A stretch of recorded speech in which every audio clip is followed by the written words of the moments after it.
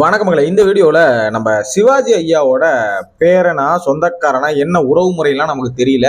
So அப்படி சொல்லிக்கிட்டு பார்த்தீங்கன்னா ஒருத்தர் அவரோட பேரையே கெடுத்துக்கிட்டு இருக்காரு. உண்மையிலே தான் சொல்கிறேன். ஸோ என்ன ஏதுன்னு டீட்டெயிலாக பார்க்கறதுக்கு முன்னாடி சேனலை புதுசாக பார்க்கணும் மறக்காம லைக் பண்ணி சேனலை வந்து சப்ஸ்கிரைப் பண்ணிக்கோங்க. இந்த வீடியோ பற்றின உங்களோட கருத்துக்களை கமெண்ட்ல போட்டுவிடுங்க, சரியா?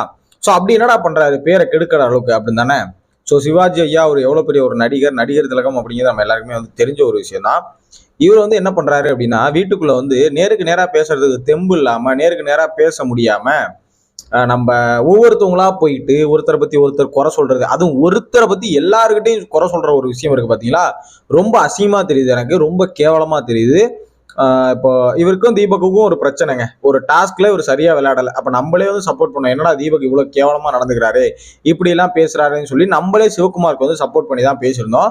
பட் அந்த ஒரு விஷயத்த நேரா மனசுக்குள்ள வச்சுக்கிட்டு ஒரு வெஞ்சன்ஸ் மாதிரி எப்படா பாய்ஸ் வந்து அவருக்கு எதிராக திரும்புவாங்க. அப்ப நேற்று இந்த அரிசி கிராசரி டாஸ்க்ல வந்து பாத்தீங்கன்னா பாய்ஸ் வந்து அவர் கரெக்டா எடுக்கல.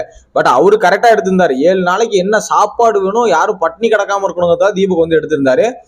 தீபக் இவங்க விஷாலு இவங்கெல்லாம் வந்து கொஞ்சம் ஆடம்பரமா ட்ரை பண்ணாங்க. அது முடியலைங்கிறது முடிஞ்சு போச்சு. பட் தீபக் எடுத்தது 100% கரெக்ட். அப்படி இல்லைன்னா நேற்று பாய்ஸோட சாப்பாடும் பறி போயிருக்குங்கிறதா உண்மை, சரிங்களா? அது ஒரு பக்கம் தான். எப்படா டைம் கிடைக்கும் அப்படின்னு பார்த்து சிவகுமார் இந்த விஷயங்களை மனசுல வச்சுக்கிட்டு அன்னைக்கு நேரா போய் கேட்டிருக்கணும். அன்னைக்கு நீங்க போய் நேரா கேட்கல. இந்த விஷயங்கள் எல்லாத்தையும் மனசுல வச்சுக்கிட்டு இப்ப போய் புதுசா வீட்டுக்கு ஸ்வாப்பிங்ல வந்து ஆனந்தி கிட்ட போய் அவர் இப்படி பண்றாரு அப்படி பண்றாரு, இவருக்கு விளையாடவே தெரியல, இவர் வந்து என்ன கேட்கலாமா, அதை பண்ணலாமா இதை பண்ணலாமான்னு சொல்லி ரொம்ப கேவலமா வந்து பாத்தீங்கன்னா ஒரு காசிப் வந்து பேசுறாரு. அது ஆனந்தி கிட்ட மட்டும் தான் பேசுறாராம். பாத்தீங்கன்னா இப்ப கூட வந்து பாத்தீங்கன்னா ரஞ்சித்தை கூப்பிட்டு வச்சு பேசுறாரு, விஷால் கிட்ட போய் பேசுறாரு. இருக்கிற எல்லா கண்டஸ்டன்ஸ்கிட்டயுமே எப்படா அவருக்கு ஆப்போசிட்டா திரும்புவாங்கன்னு பார்த்து போய் பத்த வச்சு கொளுத்தி போட்டுட்டு இருக்காரு. ஸோ இது வந்து பாத்தீங்கன்னா மொத்தத்துல உருக்கையில பார்க்கணும், மொத்தமா கேவலத்தின் உச்சம் அப்படின்னு சொல்லணும்னா சிவகுமார் பண்ற இந்த ஒரு செயல், சரிங்களா?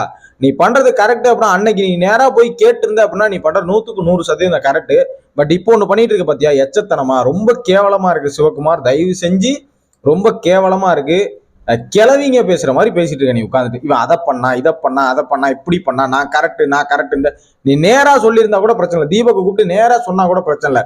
ரஞ்சித் சார் உங்களை பத்தி இப்படி சொல்றாரு சார், விஷால் உன்னை பத்தி இப்படி சொல்றாரு அவரு அப்படின்னு சொல்லி ஒரு கேமை தனியா ட்ரை பண்றாரு. இதை வந்து அவர் அசிங்கப்பட்டு தான் போறாரு சிவகுமார் அப்படிங்கிறது என்னோட பாயிண்ட்.